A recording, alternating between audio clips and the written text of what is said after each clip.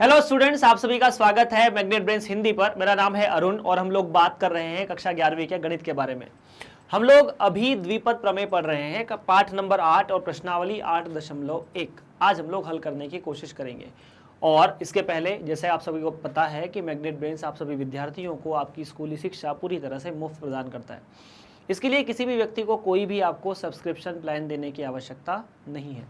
चलिए शुरुआत करते हैं पहले प्रश्न के साथ। पहला प्रश्न 8.1 का प्रश्न है कि 1 से लेकर 5 तक प्रत्येक व्यंजक का प्रसार कीजिए। तो प्रसार ही करना है बस, कोई ज्यादा बड़ी बात तो है नहीं।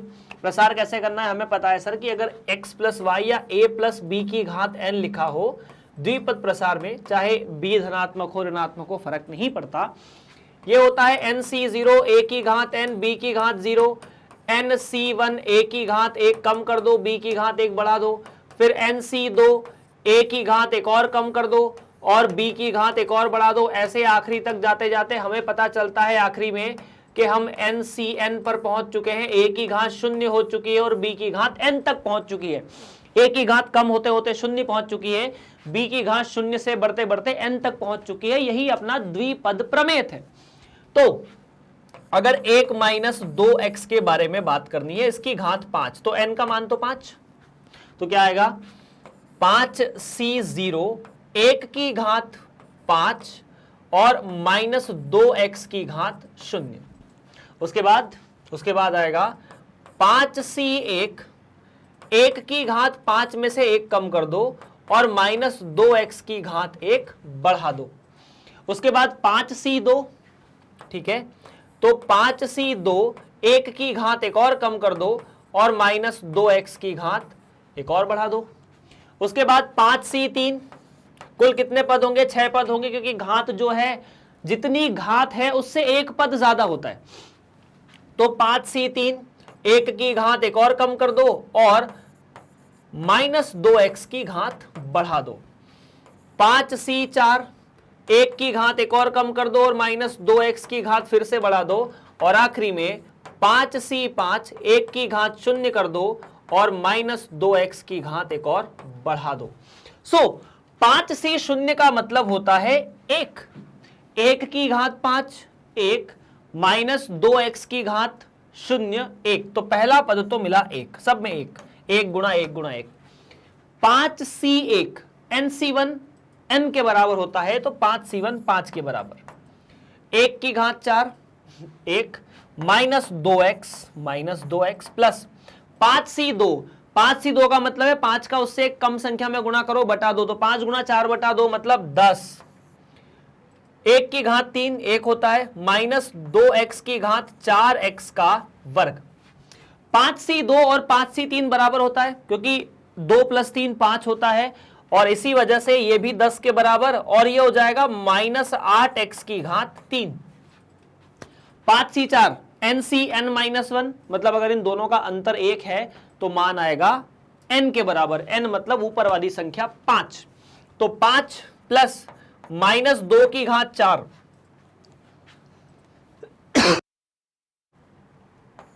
तो माइनस 2 की घात 4 तो 16 x की घात 4।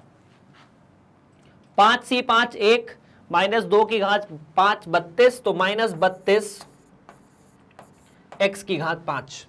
तो देखो यार, ये मिला 1 माइनस 10x प्लस 40x का वर्ग माइनस 8 या 80x की घात 3 प्लस 80x की घात 4 माइनस 32x की घात 5। बिल्कुल करेक्ट है। यह है पहला प्रश्न। आने वाले प्रश्नों को भी अपन ऐसे ही डायरेक्टली हल करने की कोशिश करेंगे, ज्यादा समय नहीं लगाना।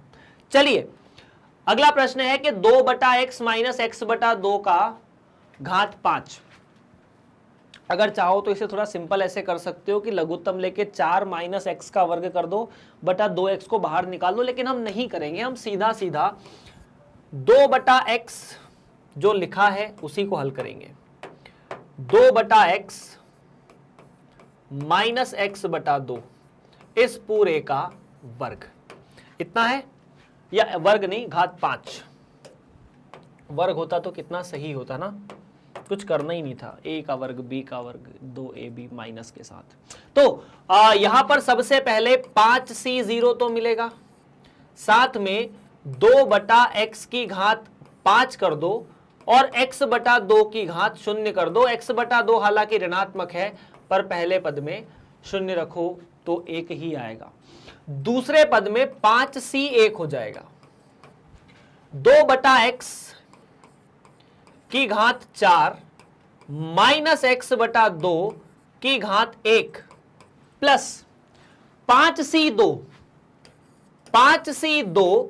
2 बटा x की घात एक और कम कर दो और माइनस x बटा 2 की घात एक और बढ़ा दो। फिर आएगा 5c3 2 बटा x की घात एक और कम कर दो और माइनस x बटा 2 की घात एक और बढ़ा दो, प्लस 5c4 2 बटा x की घात एक और कम कर दो। हमने शायद यहां पर घात कम नहीं किए, तो 4 यहां 3 यहां और यहां 2 होना चाहिए था, तो ये 3 और ये 2 और ये 1 होना चाहिए, साथ में माइनस x बटा 2 की घात 3 या 3 नहीं 4, एक बढ़ जाइए। उसके बाद आखिरी में 5c5 2 बटा x की घात तो कुछ नहीं होगा, 0 हो जाएगी और माइनस x बटा 2 की घात 5 हो जाएगी। अब हल करते हैं। देखो ये कुछ कुछ मान आपको हमेशा याद रख लेने चाहिए। 5c0 का मान तो 1 होता है, 2 की घात 5 मतलब 32, x की घात 5 और ये चीज तो 0 मतलब इसकी घात 0 1 हो जाएगी। 5c1 का मान 5 है, 2 की घात 4 16 बटा x की घात 4 गुणा माइनस x बटा 2। 5c2 का मान 10 हुआ, 8 बटा x की घात 3 गुणा माइनस x का वर्ग बटा 4 प्लस 5c3 फिर से 10 है, 2 का वर्ग 4 बटा x का वर्ग और माइनस 3 का वर्ग तो माइनस x की घात 3 बटा 8। 5c4 5 के बराबर 2 बटा x और माइनस x की घात 4 x की घात 4 2 की घात 4 16 है ना, ये वाले पद में 5c5 का मान 1, ठीक है। 2 बटा x की घात 0 0 तो 1 गुणा माइनस x की घात 5, घात विषम है और माइनस है और ये 32। अब इसे हल करना है, बस में थोड़ा सरल ही करके लिखना है, ठीक है। तो 32 बटा x की घात 5 तो पहला पद है, 16 को 2 से काटा 8, 8 पंजे 40 और ये माइनस यहां आ जाएगा तो 40 x की घात 3, ये कटा तो 20 बटा x। उसके बाद ये तो इससे कटेगा 2 बार और ये रहेगा 5 माइनस चिन्ह के साथ x और ये रहेगा 5 बटा 8 x की घात 3 माइनस x की घात 5 बटा 32। ये रहा दूसरे प्रश्न का प्रसार। उम्मीद है आपको ये प्रश्न भी आसानी से, मतलब थोड़ा सा देखो कैलकुलेटिव पार्ट ये है, ये मानता हूं, कैलकुलेशंस यहां पर है ये मानता हूं, लेकिन फिर भी इस तरह के जो सवाल है वो बड़ी आसानी से सॉल्व हो रहे हैं। थोड़ा सा कैलकुलेशन के बाद ज्यादा दिमाग नहीं लगाना। द्विपद प्रमेय में ये एक बढ़िया कॉन्सेप्ट है, बढ़िया चीज है कि आपको ज्यादा दिमाग नहीं लगाना। दूसरा प्रश्न 2x माइनस 3 की घात 6, तो ये तो सिंपल है यार, क्या हो जाएगा वही 6c0 2x की घात 6 3 की घात 0 या माइनस 3 की घात 0 लिखो तो लिखो वरना मत लिखो। उसके बाद 6c1 2x की घात 5 माइनस 3 की घात 1, फिर आएगा 6c2 2x की घात 4 और माइनस 3 की जो घात है वो हो जाएगी 2 प्लस 6c3 2x की घात 3 और -3 उसके बाद 6c4 2x3 या 2x एक और बढ़ा दो 2 और -3 plus 6c5 2x1 -3 plus 6c6 2x0 और -3 अब देखो यार 6c0 का मान तो 1 होता है, 2x6 का मतलब 2 की घात 6 64 64x6 पहला पद तो इतना, बाकी x की घात या 3 की घात 0 का कोई मतलब है नहीं। 6c1 का मतलब 6 32 x5 गुणा -3, ठीक है। 6c2 6 गुणा 5/2 तो 15 आ जाएगा, गुणा 2 की घात 4 16 तो 16x4 और ये मिलेगा 9 प्लस 6c3 का मतलब है 6 गुणा 5 गुणा 3/3 फैक्टोरियल। तो 6c3 निकालना आता है ना, अगर नहीं आता तो देख लो, ऐसे ही होता है 6 गुणा 5 गुणा 4/3 फैक्टोरियल। 3 फैक्टोरियल खुद 6 होता है, तो 6 से 6 कट जाएंगे, 5 चौक 20, तो यहां पर आ जाएगा 20। 2 की घात 3 मतलब 8 x3 और यहां पर -27 -3 उसके बाद 6c4 6c2 के बराबर होगा, तो ये हो जाएगा 15। 2 की घात 2 मतलब 4x2 और 3 की घात 4 या -3 की घात 4 81 प्लस 6c5 6c1 के बराबर जो कि 6 2x और -3 की घात 4 तो -243, यही होता है। उसके बाद 6c6 का मतलब 1, 2 की घात 0 का मतलब भी 1 और ये 729। बस यार इसी कैलकुलेशन को हल करना है, तो ये मिला 64x6 प्लस नहीं माइनस, क्योंकि ये 3 जो है वो ऋणात्मक है तो माइनस, और 3 छंग 18 का डबल करोगे तो 36 हासिल मिला 3, 18 या 54 और 3 57 x5। उसके बाद 15 नमा 135 135 कैलकुलेशन है, करना ही पड़ेगा। 15 का 9 में गुणा किया तो 135, 135 का 16 में किया तो 16 पंजे 80, बच गया 8, 16 48, 48 और 8 56 हासिल 5, 16 एकम 16 और 5 21। वाओ, बहुत शानदार। ठीक है, चलेगा। क्या इतना होना चाहिए? नहीं, इतना नहीं होना चाहिए। एक बार फिर से देख लेते हैं। 16 का 9 या 9 का 5 पे इसमें गुणा किया तो 135, 135 का 16 में गुणा करेंगे तो 16 पंजा 80 हासिल 8, 16 48 और 8 56। ठीक है, उसके बाद x4 प्लस 20 का 27 में गुणा करोगे तो माइनस, यहां माइनस आएगा, प्लस नहीं आएगा, है ना, क्योंकि माइनस चिन्ह यहां पर है। तो 27 का 20 में गुणा किया तो 54, मतलब 50 आखिरी में मिलना है, चिंता की बात इसमें है नहीं। तो मिलेगा 540 इंटू यहां पर मिलेगा 8, तो 0 8 चौक 32 का 2 हासिल 3 और 8 पंजे 40 और 3 43, तो यहां पर मिलेगा 4320 और साथ में x3 और 15 चौक 60, 60 का 81 में गुणा करना है, तो 60 का गुणा 81 में तो 0 तो लगता है। यहां पर जो घात है वो सारी की सारी धनात्मक है, x2 आएगी। 15 चौक 60, 60 का गुणा 81 में करना है, तो 6 एकम 6 और 6 8 48, तो 48 60 साथ में x का वर्ग और उसके बाद 12 का 243 में गुणा करना है माइनस चिन्ह के साथ, तो माइनस 12 36 हासिल 3, 12 चौक 48 और 3 51 हासिल 5, 12 दूना 24 और 5 29 x plus 729। I hope this is clear. अब थोड़ी बहुत जो समस्या है वो तो चलती रहेगी, मतलब इतना ठीक है। कैलकुलेशन में जो परेशानी है वो है, बाकी द्विपद प्रमेय जो है वो इतनी ही है। चलिए प्रश्न नंबर 3 समाप्त हुआ है। अगर समझ में आया तो बता दीजिए, नहीं आया तो बता दीजिए, नहीं आएगा तो उसका भी कुछ करेंगे, आएगा तो और कठिन कठिन सवाल आपको कराने हैं बहुत सारे। प्रश्न नंबर 4, प्रश्न नंबर 4 है x बटा 3 प्लस 1 बटा x की घात 5, और इस कंडीशन में आपको इस व्यंजक का प्रसार ज्ञात करना है। तो देखिए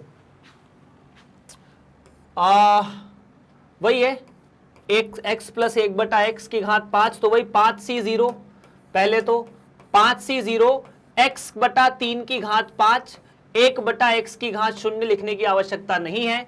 उसके बाद 5c1 x बटा 3 की घात 4, और उसके अलावा 1 बटा x यहां आ जाएगा, ठीक है, प्लस 5c2 x बटा 3 की घात 3 कर दीजिए और 1 बटा x कर दीजिए, फिर 5c3 x बटा 3 की घात 2, और उसके बाद 1 बटा x का घात 3 कर दीजिए, यहां 1 बटा x की घात 2 हो जाएगा।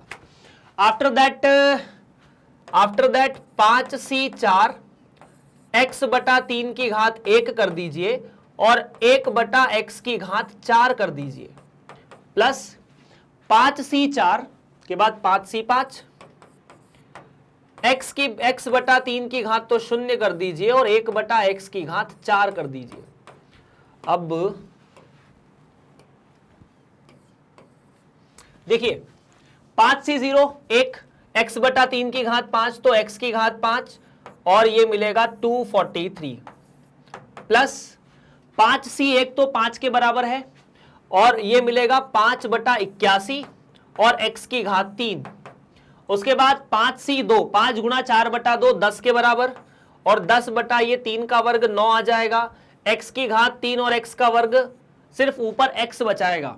5c3 भी 10 के बराबर है, तो 10 बटा वेट x की घात 3 है तो ये 27 होगा, 9 नहीं होगा। 10 बटा 9 यहां पर आएगा और यहां पर 1 बटा x बच जाएगा। 5c4 का मतलब 5 है, 5 बटा 3 और 1 बटा x की घात 3। 5c5 का मतलब 1 है, x की घात 4। तो ये आपका जो प्रश्न है वो पूरी तरह से सत्य होता है, मतलब इतना ही हल होता है। आगे बढ़ते हैं प्रश्न नंबर 5 की तरफ। 1 से 5 तक हमें प्रत्येक सवाल का द्विपद प्रसार ही करना था। x प्लस 1 बटा x की घात 6, तो ठीक है, ये तो कोई बहुत बड़ा सवाल नहीं है, मतलब इसमें टोटल 7 पद होंगे, और आप देखना एक पद ऐसा आएगा जिसमें x होगा ही नहीं, एक पद ऐसा आएगा जहां x नहीं होगा, ठीक है। चलिए, तो 6c0 x की घात 6 पहला पद, दूसरा पद 6c1 x की घात 5 कर दो और 1 बटा x कर दो, ठीक है। फिर आएगा 6c2 x की घात 1 कम कर दो और 1 बटा x की घात बढ़ा दो। फिर आएगा 6c3 x की घात 1 और कम कर दो और 1 बटा x की घात बढ़ा दो। उसके बाद 6c2 या 6c4 x की घात 1 और कम कर दो और 1 बटा x की घात बढ़ा दो। उसके बाद 6c5 x की घात 1 और कम कर दो, 1 बटा x की घात बढ़ा दो, और 6c6 x की घात 0, 1 बटा x की घात 6। अब देखो यार, 6c0 का मतलब 6 होता है, 1 होता है, तो ये मिला x की घात 6। 6c1 का मतलब 6, ये दोनों आपस में कट गए, अगर आपस में कट गए तो x की घात 4 बचा, प्लस 6c2 का मतलब 6 गुणा 5 बटा 2 मतलब 15, तो 15x का वर्ग हो जाएगा ये, प्लस 6c3 का मतलब 20 बचेगा, सिर्फ x की घात 3 से x की घात 3 ये होगा, क्योंकि 2 से 1 घात बढ़ेगी और x की घात 3 से x की घात 3 कट जाएगा। और उसके बाद 6c4 का मतलब भी 15, पर यहां पर x की घात 2 हो जाएगा। 6c5 का मतलब 5, x की घात 4, या 6c5 का मतलब 6, 5 नहीं, और 6c6 का मतलब 1, 1 बटा x की घात 6। अब ऐसे मतलब इस प्रसार के बाद अगर मैं आपसे पूछूं कि इस प्रसार में ऐसा कौन सा पद है जो x से अलग है, मतलब जो x से स्वतंत्र है, तो पहला, दूसरा, तीसरा, सर चौथा पद है जो x से स्वतंत्र है। ये निकालने की हालांकि अपन अभी प्रोसेस देखेंगे, ये करना ना पड़े और सीधा सीधा ये पद निकल जाए। दूसरा, वो पद जो x से स्वतंत्र है उसका मान कितना है, 20 है। अच्छा, वो पद जो जिसमें x का वर्ग लिखा हुआ है उसका गुणांक कितना है, मतलब जिस पद में x का वर्ग लिखा है उसके आगे जो संख्या लिखी है वो कितनी है, वही गुणांक होती है, दैट इज 15। तो इसका गुणांक 15 है। इसका गुणांक कितना, 1/x की 4 का 6 गुणांक है। इसी तरह से ऐसे सवाल आपसे और भी होंगे। उम्मीद है 1 से लेके 5 तक के जो सवाल हमने किए हैं उसमें आपको कोई भी परेशानी नहीं है और कोई भी समस्या नहीं है। द्विपद प्रमेय का प्रयोग करके निम्नलिखित का मान निकालिए। आपको निकालना है 96 की पावर 3। अब देखिए यहां द्विपद का प्रयोग करो या ना करो, क्योंकि a माइनस बी की घात 3 का सूत्र तो आपको पता है। 96 की पावर 3 अपन ने वहां पर एक प्रश्न देखा था उदाहरण में कि 98 की पावर 5 हमें निकालना था, 98 की घात 5। हमने 98 को 100 माइनस 2 लिखा था, यहाँ 100 माइनस 4 लिख देंगे तो यह आ जाएगा 100 माइनस 4 की घात 2 या 3। अब ये a माइनस बी की घात 3 है। a माइनस बी की घात 3 को अपन कैसे खोलेंगे सर, सबसे पहले 3c0 a की घात 3, उसके बाद -4 की घात 0 जो होनी है, 3c1 एक घात कम कर दो और एक बढ़ा दो, 3c2 एक घात एक और कम कर दो और घात एक और बढ़ा दो, और 3c3 घात इसकी कर दो 0 और इसकी घात कर दो 3। तो -3 की जो घात होगी वो 3 होगी। और चूंकि यहां लिखना में थोड़ी परेशानी हो रही है, चूंकि 100 की घात 0 वैसे ही करनी है तो 100 की घात 0 तो वैसे ही 1 हो जाएगा, तो इसे हटा दिया। ठीक है सर जी। तो 3c0 1 के बराबर, 100 की घात 3 मतलब देखो 1, 2 और 3, 3c1 3 के बराबर है,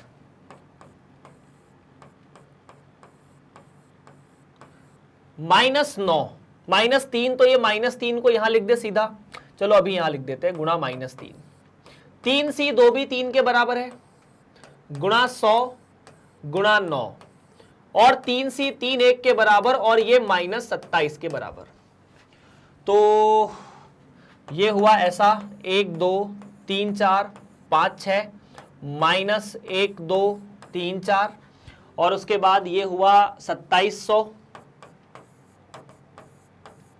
और -27।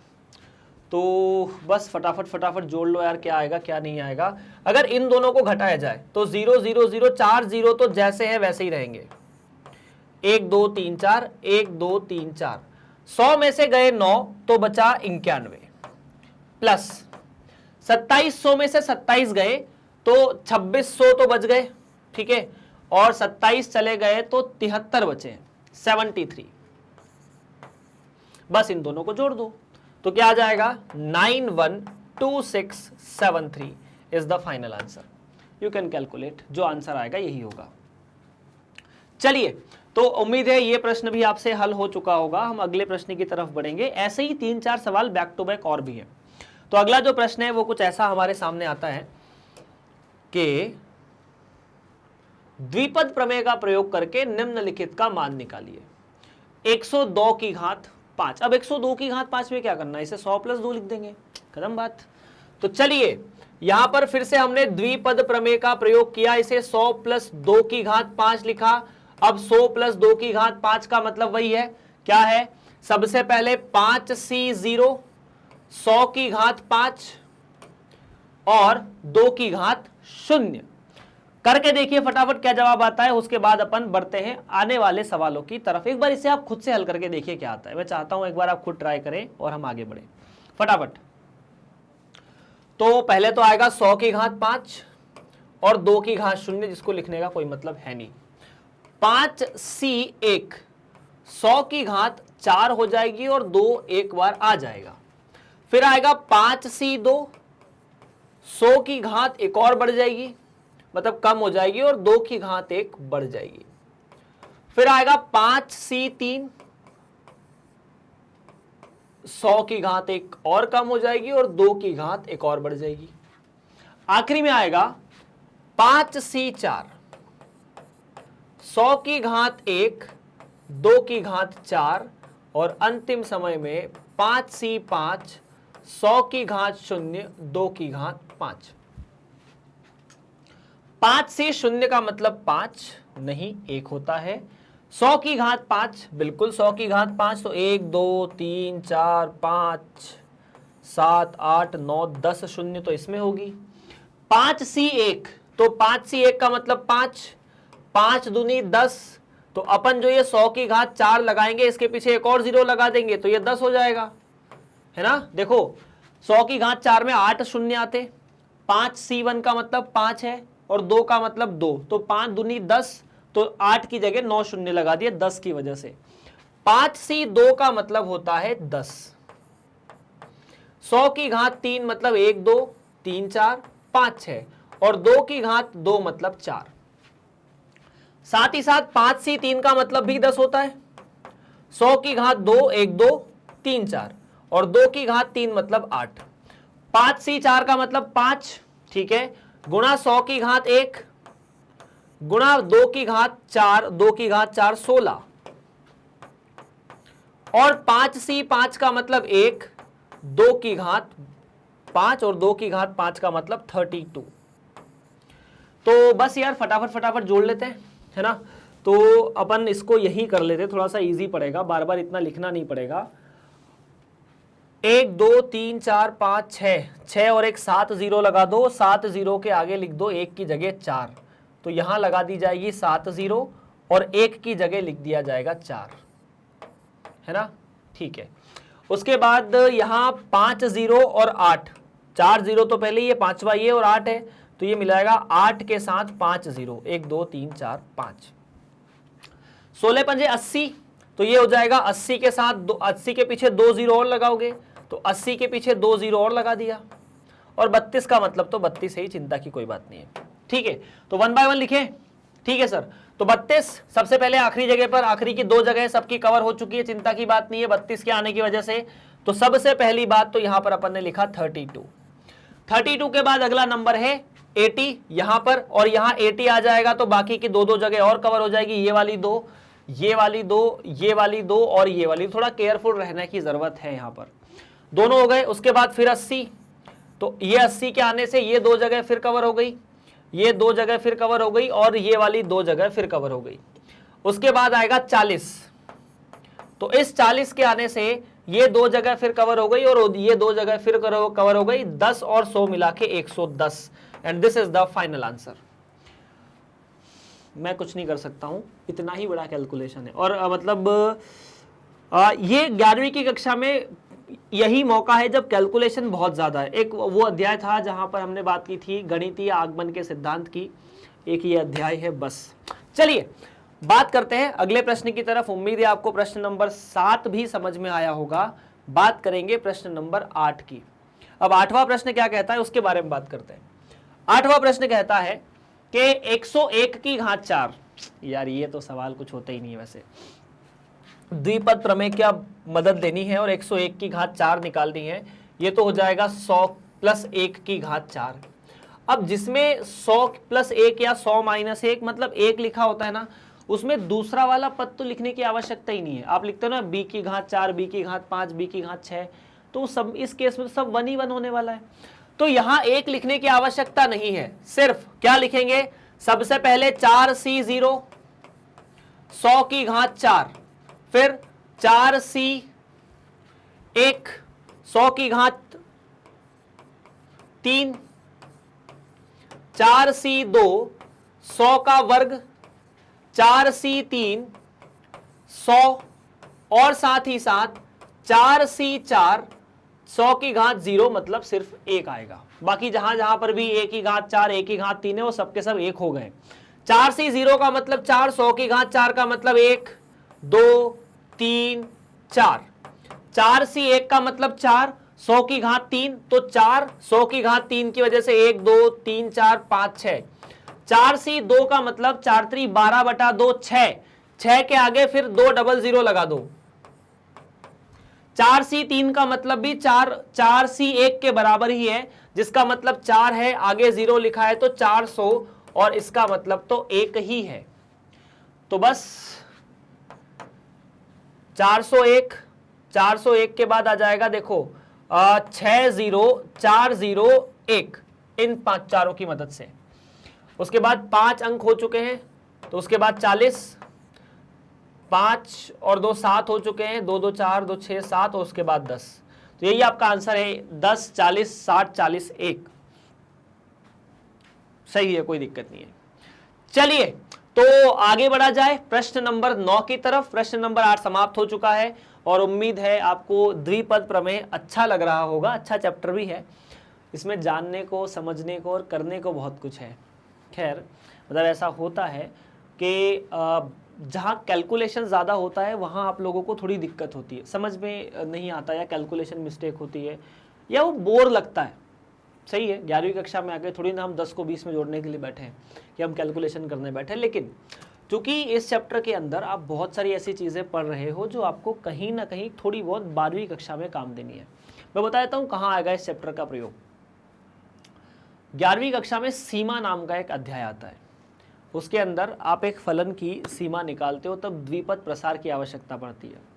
बस उसके अलावा मुझे नहीं लगता कि 12वीं क्लास में किसी चैप्टर में आवश्यकता है। अगर कोई सवाल ऐसा बनता है जहां इसकी मदद लेनी पड़े तो बात अलग है, लेकिन इसके बिना काम बहुत सवालों में हो जाता है।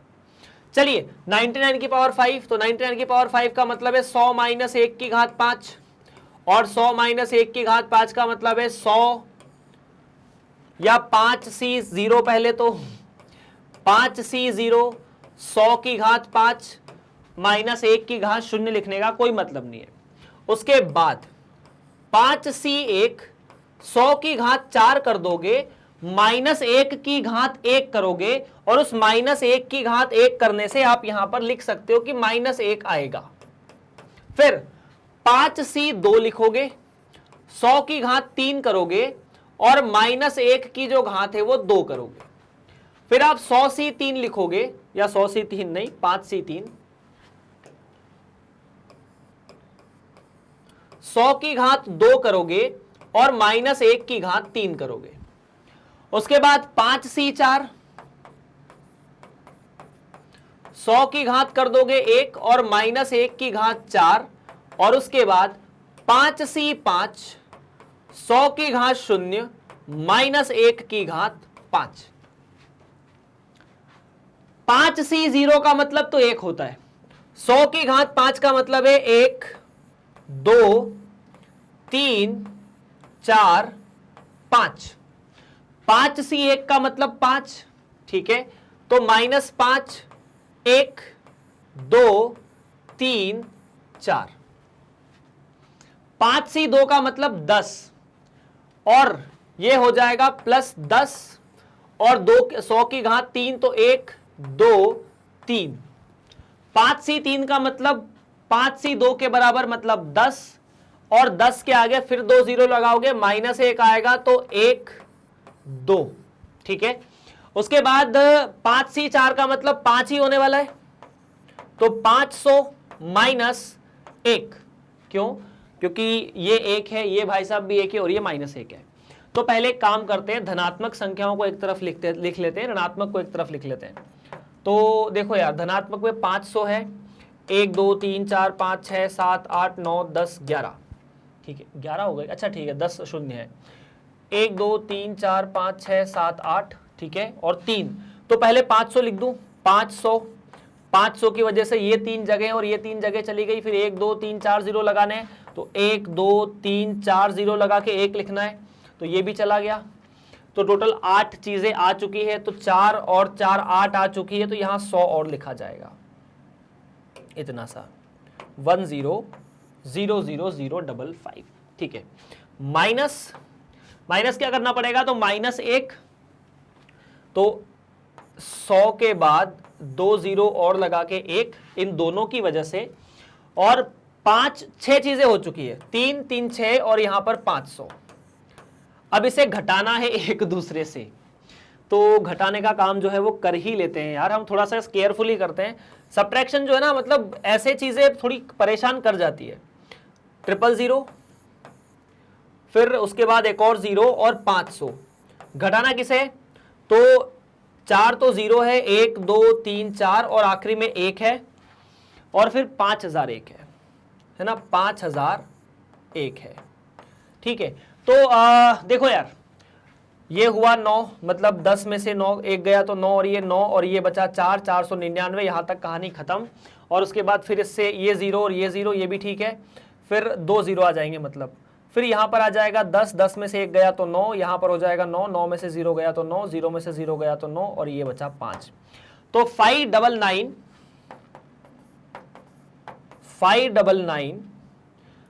00 499। अब ये आंसर की जगह टेलीफोन नंबर जैसा लग रहा है ना, क्या करें, होता है, कोई बात नहीं। तो प्रश्न इस तरह से आपको हल करने, कैलकुलेशंस थोड़े बहुत होंगे, आप प्रश्न को देख लीजिए, कैलकुलेशंस को देख लीजिए। अगर कोई दिक्कत होती है, कोई परेशानी होती है तो बिंदास आप मुझे कमेंट कर सकते हैं कि सर हमें यह समझ में नहीं आया। द्विपद प्रमेय का प्रयोग करते हुए बताइए कि कौन सी संख्या बड़ी है, 1.1 की घात 10,000 या 1000। तो अपन ने ऐसा एक सवाल किया भी था कि a मान लेते हैं 1.1 की घात 10,000 और b मान लेते हैं 1000, है ना। b को अपन ने 1000 मान लिया, इसे मैं ऐसा लिख सकता हूं, b को मान लिया 1000, a को लिख सकते हैं ना 1 + 0.1 की घात 10,000। और यह वास्तव में द्विपद प्रमेय से कैसे खोला जा सकता है? ऐसे खोला जा सकता है कि सबसे पहले 10,000 C0, सबसे पहले 10,000 C0, 1 की घात 10,000, 0.1 की घात 0। तो 1 की घात 10,000 करोगे तो कोई मतलब है नहीं, वो तो 1 ही आने वाला है, तो इसको लिखने का कोई आवश्यकता है नहीं। आपको मिलेगा 0.1 की घात 0 प्लस 10,000 C1, 0.1 की घात 1 प्लस आखिरी में अन्य पद भी आने हैं 10,000 C01, इसकी घात 01, तो कुल मिला के 1 प्लस 10,000 C1, 10,000 के बराबर गुणा 0.1 प्लस अन्य पद आने हैं। कुल कितने पद होंगे? तो ये 10,000 लिखा हुआ है पावर में, तो अन्य पद 10,001 होंगे। सब लिखने की जरूरत नहीं है, उन सभी को अपन ने अन्य पद करके कह दिया। और अन्य सभी पद धनात्मक हैं, क्योंकि a और b धनात्मक हैं, तो सारे पद धनात्मक आएंगे। तो ये 10,000 को 0.1 में गुणा करोगे तो ये हो जाएगा 1001। कितना? 1001। और अगर 1001 लिखोगे, हाँ जी 1001 प्लस अन्य पद, अब b का मान तो 1000 है, 1001 का मान 1001 प्लस अन्य पद, और यूं मान के चलो कि ये अन्य पद जो है वो धनात्मक है, ऋणात्मक नहीं है। तो अगर मैं अन्य पदों में, अगर मैं धनात्मक पद में 1001 जोड़ूंगा तो क्या 1001 से बड़ी संख्या मिलेगी? मिलेगी। तो 1000 प्लस समथिंग 1000 से बड़ा, तो मैं कह सकता हूं कि यहां से a जो है वो b से बड़ा है। ऐसा हमने उदाहरण भी एक किया था। जिन लोगों ने नहीं देखा उस सवाल को, वीडियो को, वो भी देख सकते हैं, जिन्होंने जो भी देख रहे हैं वो भी देख सकते हैं। प्रश्न नंबर 10 समाप्त होता हुआ। कोई परेशानी हो तो प्लीज कमेंट कर सकते हैं आप। प्रश्न नंबर 11, a + b की घात 4 माइनस a माइनस b की घात 4 का प्रसार कीजिए और इसका प्रयोग करके इस चीज का मान निकालिए। चलिए इसे भी कर ही लेते हैं। तो a + b की घात 4 और a माइनस b की घात 4, तो चलो यार फटाफट। आपको पता है a + b की घात 4 का अपन ने सूत्र याद कर लिया था, है ना। वो मेरे हिसाब से बेटर है, क्योंकि यहां विस्तार करने में कहीं द्विपद प्रमेय का नहीं बोला है। अपन विस्तार सीधा सीधा भी कर सकते हैं। a की घात 4 प्लस 4 a की घात 3b प्लस 6a का वर्ग b का वर्ग प्लस 4ab की घात 3 प्लस 6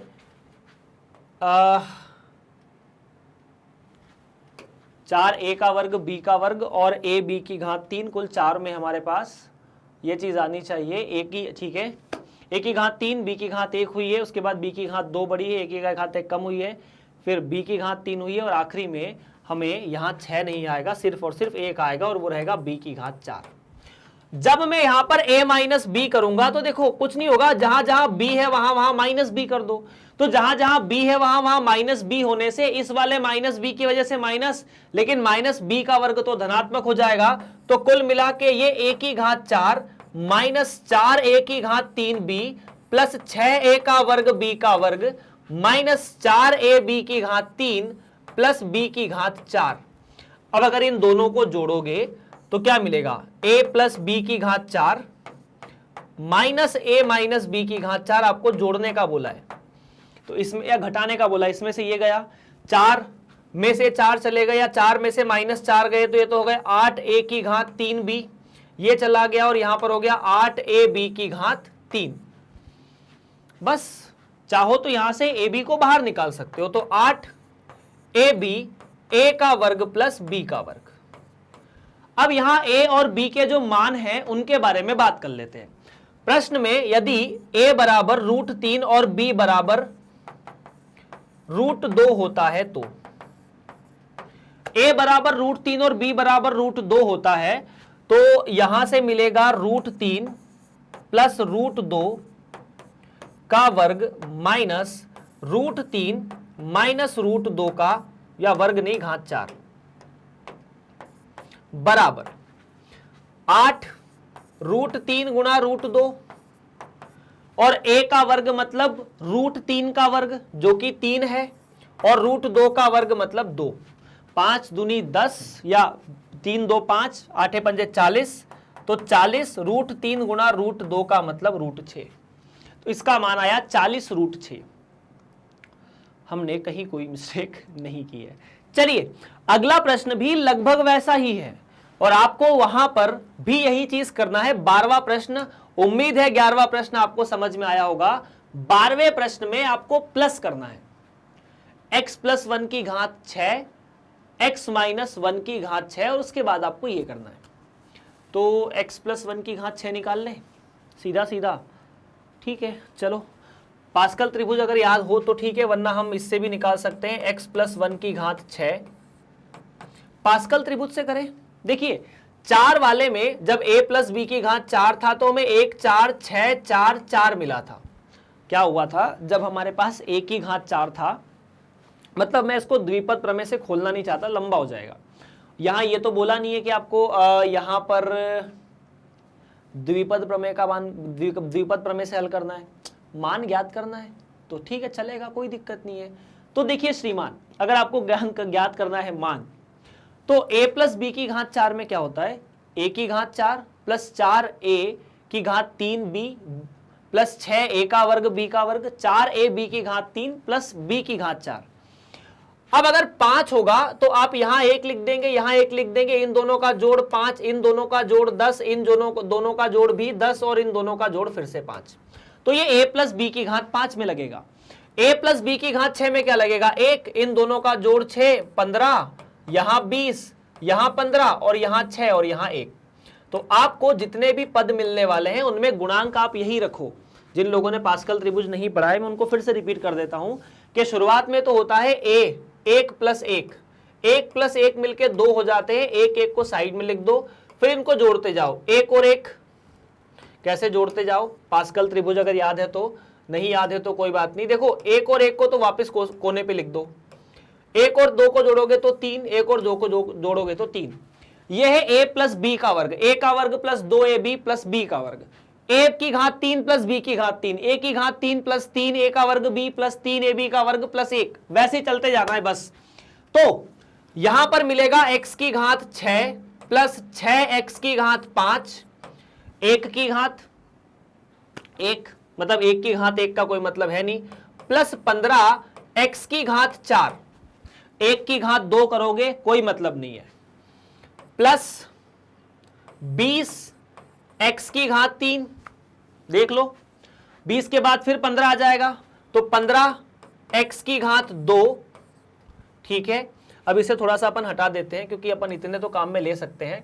उसके बाद आ जाएगा प्लस 6x प्लस 1, फिर से ये लिख दिया अपन ने बिना द्विपद। चाहो तो द्विपद प्रमेय से एक्सपेंशन कर सकते हो, मैं मना नहीं कर रहा आपको। उसके बाद x माइनस 6 या x माइनस 1 की घात 6। तो देखिए यहां एक मतलब x 1 की घात 0 होगी तो वो धनात्मक होगा, तो ये x की घात 6 होगा। अगला वाला ऋणात्मक होगा, उसके बाद वाला फिर धनात्मक होगा, उसके बाद वाला फिर ऋणात्मक होगा, ये वाला फिर धनात्मक होगा, ये वाला फिर ऋणात्मक होगा और ये वाला भी फिर धनात्मक हो जाना चाहिए। ऐसा कुछ, हाँ 1 माइनस 1 की घात 6 आ जाएगा आखिरी में। अब इन दोनों को जोड़ दो यार, क्योंकि आपसे यही पूछा है कि x प्लस 1 की घात 6 और x माइनस 1 की घात 6 रखेंगे तो क्या आएगा। तो आप इन दोनों को जोड़ोगे तो 2 तो बाहर आएगा। देखो इन दोनों को जोड़ने से 2 बाहर मिला, x की घात 6, ये दोनों 0, ये 15 x की घात 4, ठीक है। और उसके बाद फिर जोड़ा, ये दोनों 0, 15 x की घात 2, और फिर इन दोनों को जोड़ोगे तो एक एक करके 2 आएंगे। 2 अपन ने सब में से पहले ही बाहर निकाल लिए। अब क्या करो, अच्छा अब यहां पर आपको ना कुछ नहीं याद करना है, आपको बात पता करना है √3 √2 प्लस 1 और √2 माइनस 1। तो आपने x की जगह √2 रख दिया। कितना रख दिया, √2। तो अगर x की जगह √2 रखा जाएगा तो ये मिलेगा √2 प्लस 1 की घात 6 प्लस √2 माइनस 1 की घात 6, 2 √2 की घात 6। अब √2 की घात 6 कितना होता है, प्लस 15 √2 की घात 4 प्लस 15 √2 की घात 2 प्लस 1। तो देखो ये मिलेगा 2 √2 की घात 6, √2 का वर्ग 2 होता है तो ये मिल जाएगा 8। 15 गुणा 4 प्लस 15 गुणा 2 प्लस 1। अब देखिए 15 चौक 60, 15 दूनी 30, 90, 8 98 और 1 99 का डबल 199। अब चूंकि प्रसार में आपको सब दूर यहां पर अपरिमेय संख्याएं दिख रही है, लेकिन फिर भी उनका जो जोड़ है, मतलब जो यहां पर ये अपरिमेय संख्या होते हुए भी जवाब परिमेय संख्या आया, मतलब ये दिख अपरिमेय रहा है लेकिन आंसर जो है वो परिमेय संख्या है।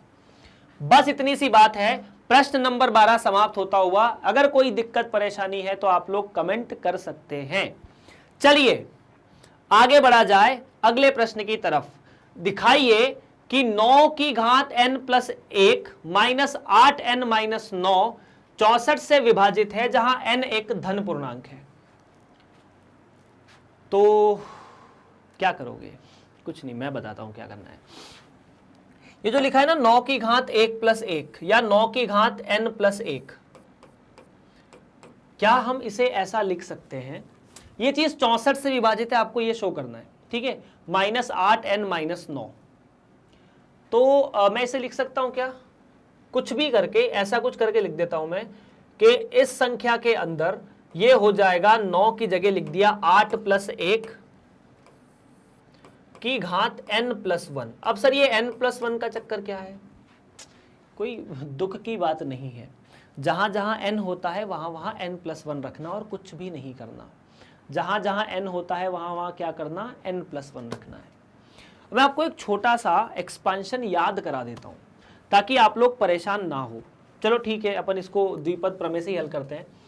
ये आखिरी में जो ये बाद में n लिखा है इसका कोई मतलब नहीं है। जैसे मैं लिखूंगा ना a की घात n b की घात n माइनस 1, तो b की जगह 1 है तो 1 की घात कुछ भी रखो फर्क नहीं पड़ता। इसीलिए अपन दूसरे पद को लिखेंगे ही नहीं, अपन लिखेंगे सीधा n प्लस 1 c0 8 की घात n प्लस 1, ठीक है, प्लस एन सी, मतलब एक एक n प्लस 1 में आगे बढ़ाते जाओ, n प्लस 1 c1, ठीक है। फिर मिलेगा 8 की घात 1 कम कर दोगे तो n मिल जाएगा, 1 की घात बढ़ा दोगे तो वो तो 1 ही रहेगा। फिर मिलेगा n प्लस 1 c2, 8 की घात 1 और कम कर दोगे, 1 की घात 1 और बढ़ाओगे तो वो तो फिर से 1 रहेगा। ऐसे आखिरी में जाते जाते आपको मिलेगा n प्लस 1 c, आपने ना n प्लस 1 में यहां पर लग दिया cn, ठीक है, तो ये उसके या Cn-1, तो इन दोनों का जो अंतर है वो 8 की घात होती है। देख लो, जैसे क्या करोगे, 8 की घात क्या होती है पता है, मतलब जो पहला पद है इन दोनों का अंतर कितना है, n+1 -1 n, तो 8 की घात में n। इन दोनों का अंतर कितना है, n+1 -2 n-1, तो 8 की घात में -1। इन दोनों का अंतर n+1 -n-1, तो 2 बचेगा, तो 8 की घात में 2 चला जाएगा। फिर उसके बाद हम पहुंचेंगे n+1 Cn तक, तो 8 की घात में सिर्फ बचेगा 1।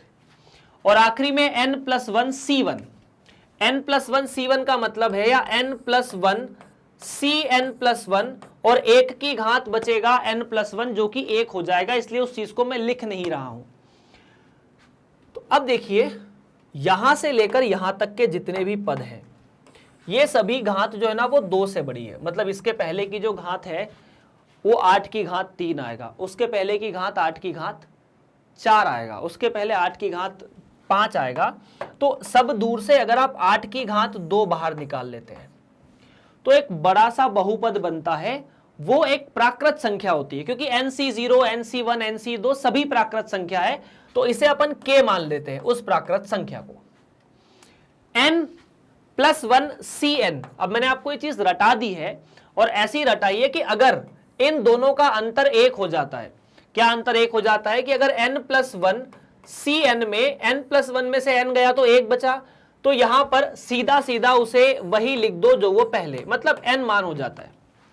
जैसे हम लोग कहते थे ना ऐसे कि अगर जैसे मैंने लिखा कि 5C4, तो 5C4 में अंतर 1 का है, इसलिए जवाब 5 है, मतलब जो संख्या यहां लिखी है वही जवाब है। तो अगर यहां पर अंतर 1 है तो जो संख्या यहां लिखी है वही जवाब है, तो n+1, साथ में लिखा 8 प्लस n+1 Cn+1 का मान भी 1, अगर ये दोनों बराबर हैं तो। और ये है 9 की घात n+1। सवाल समाप्त। कैसे, देखो, ये है 9 की घात n+1 बराबर 8 का वर्ग 64 के, ये k क्या है, इसमें से मैंने 8 का वर्ग निकाल लिया, अब जो संख्या बची है वही 64 के है या k है, प्लस 8n प्लस 8 प्लस 1, ये 8 को अंदर गुणा कर दिया।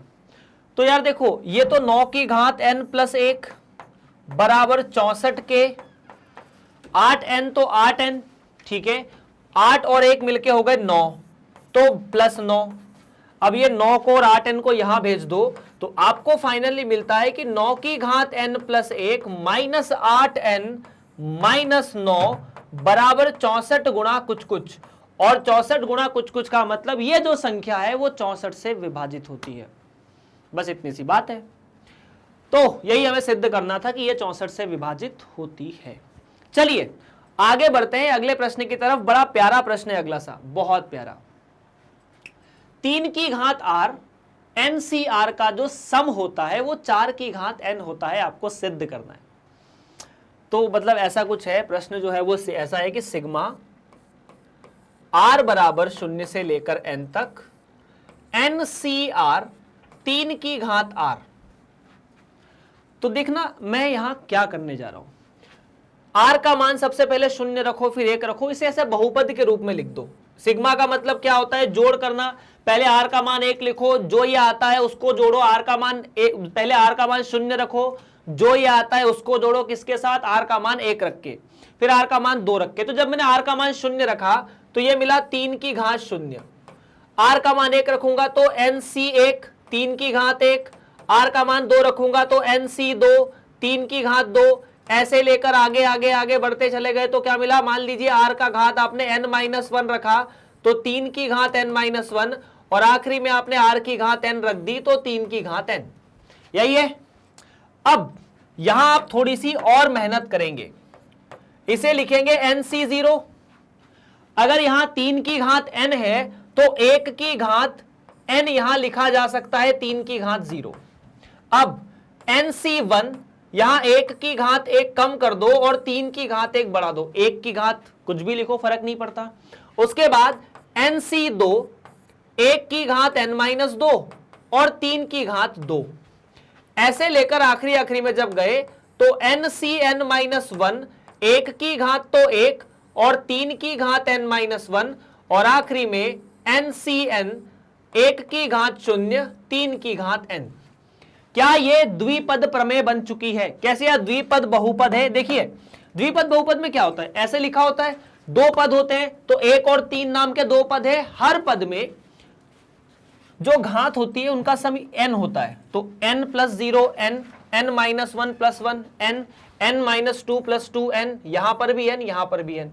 तो सारे पदों का जो यहां पर मैं कह सकता हूं कि ये एक द्विपद प्रसार है। किसका?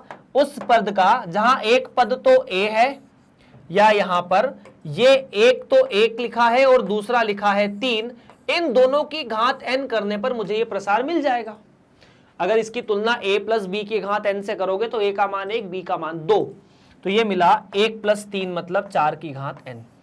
और आपको यही सिद्ध करना था। 2 लाइन का सवाल है, दिखने में थोड़ा खतरनाक लग रहा था लेकिन है सरल। अगर ये प्रश्नावली 8.1 आपको समझ में आ चुकी हो तो आप मुझे कमेंट करके बता सकते हैं। अगर नहीं आई तो भी कोई बात नहीं, आ जाएगी। एक बार खुद से हल करके देखिए। बाकी हम लोग आज की कहानी जो है वो यहीं रोकते हैं, क्योंकि प्रश्नावली जो समाप्त हो चुकी है। आपकी जो भी परेशानी है आप उसे कमेंट कर सकते हैं, अपन उसको साथ डील करेंगे। अगर परेशानी समाप्त नहीं होती है तो हमारे पास उसके भी रास्ते हैं। एक रास्ता यह है कि अगर आपको लेक्चर्स रेगुलरली नहीं दिख पा रहे या फिर आप परेशान होते हो यूट्यूब पर, तो www.magnetbase.com पर जाइए, अपने गूगल में लिखिए और वहां पर आपको CBSE हिंदी मीडियम सिलेक्ट करना, कक्षा 11वीं सिलेक्ट करनी, लेक्चर दिख जाएगा मैथ्स का। जैसे मैथ्स का लेक्चर देखेंगे मतलब आपको वहां मैथ्स का फोल्डर दिखेगा, क्लिक किया, सारे चैप्टर के नाम यहाँ नीचे आ जाएंगे। हर चैप्टर को, जिस भी चैप्टर को क्लिक किया उसके सारे वीडियो आपके सामने आ जाएंगे। किसी एक वीडियो को क्लिक किया, वीडियो ऑटोमेटिकली चलना शुरू हो जाएगा। बस इतनी सी बात है। तो चलिए एक बात और, ये वीडियो जो आप वेबसाइट पे देखेंगे, यूट्यूब पर देखेंगे, ऐप पर देखेंगे, सारे वीडियो मैग्नेट ब्रेन्स के स्टूडेंट्स जो है वो फ्री पढ़ते हैं। मतलब हम किसी भी विद्यार्थी से कोई चार्ज नहीं लेते। सारे बोर्ड का सारा पाठ्यक्रम, एक एक सवाल पूरी तरह से आपको फ्री पढ़ाया जाता है। तो बस इस वीडियो को लाइक करो यार, चैनल को सब्सक्राइब और शेयर करो, और अपने दोस्तों के साथ वीडियो को भी शेयर करो। मिलते हैं अगली कक्षा में, तब तक के लिए आप सभी का बहुत बहुत धन्यवाद।